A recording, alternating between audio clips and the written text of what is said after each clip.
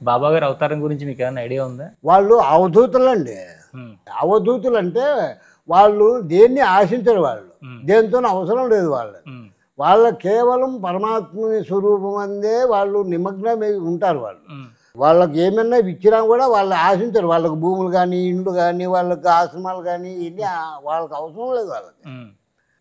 వాళ్ళు ఏమన్నా ఇచ్చినా నువ్వు అలా పట్టుకొని తీసుకుపో ఉంటారు. హ్మ్. బాబా గారు కూడా అంతే చేసేవాళ్ళు. హ్మ్. అంతే, నువ్వు డబ్బులు కట్టలు ఇచ్చినా ఆయన అలా పట్టుకొని పట్టుకో అంటాడు. హ్మ్. తీసుకోరు వాళ్ళు మహాత్ములు. వాళ్ళ లక్షణాలు వేరే, అవధూతుల లక్షణాలు వేరే, హ్మ్. వాళ్ళు వేరుగా ఉంటాయి. హ్మ్. మామూలు వాళ్ళు వేరే. హ్మ్. అంటే ఎక్కువ మంది వాళ్ళు కూడా ఉన్నారు. హ్మ్. ఇప్పుడు వీళ్ళందరూ కూడా అవధూతలే. హ్మ్. ఇప్పుడు నాంపల్లి బాబా, మాణిక్ ప్రభు మహారాజ్, మాణిక్య ప్రభు, స్వామి సమర్థ, స్వామి సమర్థ, హ్మ్. వీళ్ళందరూ అవధూతలే. హ్మ్. కానీ వీళ్ళు పెళ్లి చేసుకోరు. ఇంకా హ్మ్. ప్రజలను మంచిగా చూడడం కోసం వాళ్ళు జన్మిస్తారు అంతే. చెప్తే వాళ్ళు ఏం కోరుకోరు, వాళ్ళు ఏమి వాళ్ళకు అవసరం లేదు, వాళ్ళకు ఏం చేయరు వాళ్ళు. కానీ వాళ్ళ దగ్గర ఉండేదాని వల్ల మంచి జ్ఞానం వస్తుంది. మహాత్ములు వాళ్ళు, వాళ్ళ పద్ధతులను వాళ్ళు ఇదిని మనము నేర్చుకుంటే మామూలు వాళ్ళు కూడా మంచి ఇది వస్తుంది అన్నమాట. అవధూతులు ఉండేవాళ్ళు చాలామంది ఉండారండి. అంటే మనము ఎక్కువ అవధూతుల్లోకి ఫాలో కాలేదండి. మనం ఎక్కువ భగవంతుని ఎందే ఫాలో అవుతున్నాం, అంతేగాని బాబా గారితో ఉన్నారు కదా మీరు, అందుకని బాబా గారితో ఉన్నాను. ఉమ్. కానీ ఆయన కొన్ని చెప్పాడు మనకు, ఉమ్. అంతవరకే. కానీ అవధూతుల గురించి మనం ఫాలో చేయలేదండి. అది చాలా టైం పెట్టేస్తుందండి. ఉమ్. ఇప్పుడు నువ్వు అవధూతను పట్టుకుంటే నువ్వు పరమాత్మను చేరుకోవాలంటే చాలా టైం పెట్టేస్తుందండి, నువ్వు జన్మాలు పట్టేస్తాయండి. ఉమ్. ఎప్పుడు కూడా అది నా నేను ఒప్పుకోనండి. ఉమ్. ఇప్పుడు తినిందే, ఇప్పుడు పొందిందే, మన ఇప్పుడు అనుభవించిందే. ఉమ్. మరి ఎప్పుడో అంటే ఏమో, దాని గురించి మనకెందుకు ఉమ్. అనేవాడిని నేను. ఉమ్. ఎప్పుడో అనేది నేను వాయిదా వేసేవాడిని కాదు, అది నాకు అనవసరం. ఉమ్. మీరు ఎప్పుడు పొందాలి అంతే. ఇవన్నీ చేసేటప్పుడు ఇంత స్థితి నాకు ఎక్కడి నుంచి వచ్చింది అంటే పూర్వజంలో నేను ఏదో చేసుంటానని మీకు అనిపించలేదండి? మొత్తం తెలిసిపోతుందండి, తెలిసిపోతాయండి. అంటే ఎక్కడ పూర్వజంలో మీరు ఎక్కడ ఉన్నారేంటి? తెలిసిందండి మీకు? అలా తెలుసు, తెలుస్తాయి, తెలిసిపోతుందండి. ఉమ్. తెలిసిపోయిన తర్వాతనే వానికి దాంట్లోకి పోతాడు, లేకుంటే పోడండి. ఉమ్. ఎందుకంటే పరమాత్మ ఒక మాట చెప్పాడు. ఉమ్. ఎందుకంటే మీరు ఊరికే ఉండే బదులు ఏదైనా దైవ కార్యక్రమాలు, దైవ పనులు చేయండి, దానివల్ల నష్టం ఏం లేదు. నేను కూడా కర్మ చేశాను, కర్మ చేయడంలో తప్పు లేదు, దాన్ని ఆచరించడంలో కరెక్ట్గా ఆచరించండి అంతే. దాని నుంచి ఫలితం ఆశించడంలో తప్పు. ఫలితం ఆశించకూడదు, ఫలితం ఆశించ అది వేరే. పరమాత్మ చేరిపోయినటువంటి వానికి ఫలితం ఏంటి? అవి కాదు. ఇంకా మనం చేసేటప్పుడు ఓన్లీ దైవ కార్యక్రమాలు మాత్రమే చేస్తాడు, మిగతాటి చేయడు, మిగతాటి అనవసరము. కర్మలు చేయడంలో ఉందంటే చేసే కర్మలు కొన్ని ఉంటాయి, చేయరానటువంటి కొన్ని కర్మలు కొన్ని ఉంటాయి. వాటినన్నిటితో మనకు అవసరం లేదు కదా. మనకు ఏదో భగవంతుని దగ్గర ఓడ్చడము, తోడ్చడము కానీ, పూలు కోయడం కానీ ఇలాంటివి చేయొచ్చు. మహాత్ములు అటువంటి కార్యక్రమాలు చేస్తారు. వాళ్ళు వచ్చింది అవధూతులు అంటే వాళ్ళు అది ఆ కార్యక్రమాలు అటువంటి పనులు చేయడానికే వచ్చారు వాళ్ళు. అంతేగాని లేనిపోని అన్నీ నెత్తిన కట్టుకొని పోవడానికి ఏం రాలేవాళ్ళు.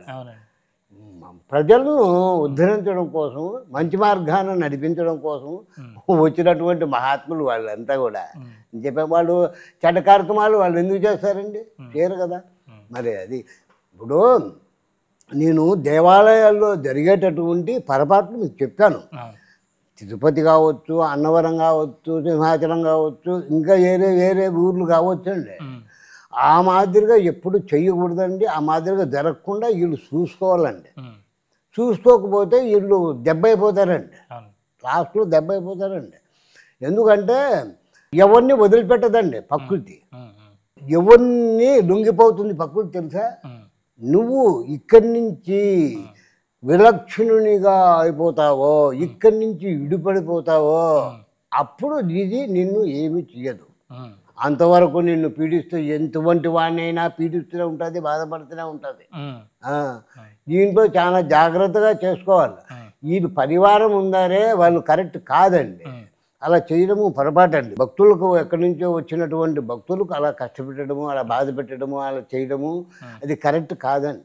ఇవన్నీ వేల మంది రావచ్చు, కోట్ల మంది రావచ్చు, భగవంతుని కోసమే వస్తున్నారా, నీ కోసం నా కోసం రాలేదు కదా, పరమాత్మ కోసమే వస్తున్నారు కదా. మరి వాళ్ళకు చదువు ఉపాయాలు చదివి ఏర్పాట్లు చేయాలి. మరి చేయకపోతే ఇంకా నువ్వు ఉండేది ఎందుకు? తిన్నాక స్వామికి ఇచ్చిన సొమ్ము తిన్నాక నువ్వు ఉండేది కరెక్ట్ కాదు. వాళ్ళు కరెక్ట్ చేయాలా అని చెప్తున్నాను నేను. అది ఏ దేవాలయమైనా కావచ్చు. ఈ బాబా గారు ఇప్పుడు కర్మ ప్రక్షాళన అది చేసి వచ్చిన వాళ్ళందరికీ నోట్లు ఇచ్చారని చెప్తుంటారు, నిజమేనండి? బాబా గారు కార్యక్రమాలు చేయించేవాళ్ళండి. నాకు కూడా దగ్గర కూడా చేయించారు. రాత్రి 12 గంటలకు తీసుకుపోయి సొసైటీలో కూర్చోబెట్టి తెల్లారి 6 గంటల వరకు డబ్బులు లెక్క పెట్టిస్తున్నాడు. 6 గంటలకు కాళ్ళు పట్టకపోయినాయి, కూర్చొని లేకపోయిందంగా. ఆ రకంగా చేయించి పొద్దున్న 6 గంటలకు మళ్ళీ గిడి లోపల తీసుకొచ్చాడు కారులో. ఆ రకంగా పండ్లు బుట్ట నెత్తిని పెట్టడము మామూలుగా ఈ మాదిరిగా చేయిస్తారండి వాళ్ళు. మహాత్ములు వాళ్ళ యొక్క ఇదిని పట్టించి అందరికీ బాగు చేయడం కోసం ఏదో పాపం బాబా గారు నమ్ముకున్నటువంటి వాళ్ళు ఎవరు చెడిపోలేదండి. అందరికీ సంపద అన్నీ బాగా ఇచ్చాడండి. ఎవరికి ఏమి తక్కువ చేయలేదండి. నేను చూశాను కదా, చాలామంది బాబా గారి భక్తులు చాలామంది వచ్చేవాళ్ళు, ఎక్కడికి నుంచో వచ్చేవాళ్ళు. తునికాడ నుంచి ఇట్లా తిరుపతి నుంచి ఇట్లా దూరం నుంచి కూడా వచ్చేవాళ్ళు, బయట దేశాల నుంచి కూడా ఎక్కువ తమిళనాడు, కర్ణాటక, మహారాష్ట్ర నుంచి కూడా ఎక్కువ వచ్చేవాళ్ళు. అందరినీ కూడా బాగా చూసేవాడు. అందరూ కూడా ఎవరు బాబా గారు నమ్ముకున్న వాళ్ళు ఎవరు చెడిపోలేదండి. ఎప్పుడు కూడా ఆయన ఎత్తు తక్కువలు చూసేవాడు కాదండి. అదే దృష్టి ఉండాలండి. ఒకడు తక్కువ, ఒకడు ఎక్కువ, వాడు పనివాడు, ఈడు ఇది అలా ఎప్పుడు చూడలేదండి. అందరినీ కూడా దగ్గర చేర్చుకునేవాడు. అందరూ కూడా ముందు ఇంకో దేవ్ అనేవాడు. టిఫను ముందు ఇంకో పెట్టు అనేవాడు. వాళ్ళకు పెట్టు ముందు మళ్ళీ నేను తింటా అనేవాడు. భోజనం కూడా అంతే, కాఫీ కూడా అంతే. ఏదో ఇంకో దేవ్ అనేవాడు. ఇంకో దేవ్ అంటే ముందు వాళ్ళకి అని. ఆ రకంగా వాళ్ళ గుణమే వేరు. వాళ్ళ ఇది మనం బాబాగారి గురించి నేర్చుకోవాల్సింది విషయం ఏమంటే వాళ్ళ యొక్క బుద్ధి, వాళ్ళ యొక్క జ్ఞానము, వాళ్ళ యొక్క మర్యాద, వాళ్ళ యొక్క మనుషులను వాళ్ళ ప్రేమించడం. ఇప్పుడు కొన్ని వేల మంది వచ్చి ఆయన కాళ్ళకు నమస్కారం చేస్తున్నా చెక్కు తెదిరేవాడు కాదు మహానుభావుడు. అలా కూర్చునేవాడు. మామూలు వాడు ఆ విధంగా కూర్చోలేడండి. వాళ్ళ పాపాలను తగులుకొని వీడు దెబ్బ అయిపోతాడండి. ఎవరు కాళ్ళకు దండం పెట్టించుకోరు తెలిసినటువంటి వాడు.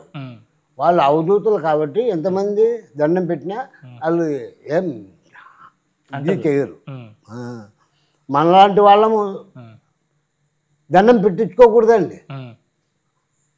భగవంతుని దండం పెట్టు, నేనంతటి వాడిని, ఆయన దాసాను దాసు. మనము పరమాత్ముని యందు గిడ్డిపోతుతో సమానంగా అని భావించినప్పుడే నీకు పరమాత్మ దగ్గర అవుతాడు. అంతే తప్పితే అహంకారము, దుర్గుణాలు భగవంతుని దగ్గర పనిచేస్తాయండి, చేయవండి. ఇలాంటివి అస్సలు ఉండకూడదండి. పరమాత్మను అన్యోన్యమైన భక్తియే భగవంతుని చేరుకోవడానికి మార్గం.